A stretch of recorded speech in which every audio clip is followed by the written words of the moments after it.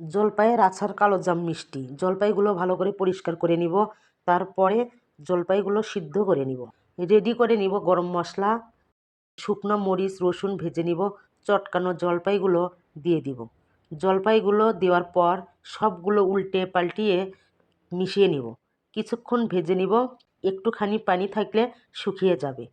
এরপর সব মশলা দিয়ে ভেজে নিব। অল্প অল্প করে চিনি অ্যাড করব, বাকি মশলাগুলো আবার পরে অ্যাড করব। এখন আর কোনো কাজ নেই, অনবরত নেড়ে চেড়ে নিব কালার আসা পর্যন্ত। আচারগুলো কালার আসা প্রায় শেষ। এখন বাকি মশলাগুলো দিয়ে দিব, দিয়ে আবার নাড়াচাড়া করে ভেজে নিব, শুকনো শুকনো হওয়া পর্যন্ত ভেজে নিব। কালো জামের শেপ দিয়ে নিব। এভাবে সবগুলো তৈরি করে নিব। এই তো হয়ে গেল জলপাইয়ের কালো জাম মিষ্টি আচার, ইউনিক আচার। আপনাদের ভালো লাগলে অবশ্যই ট্রাই করবেন।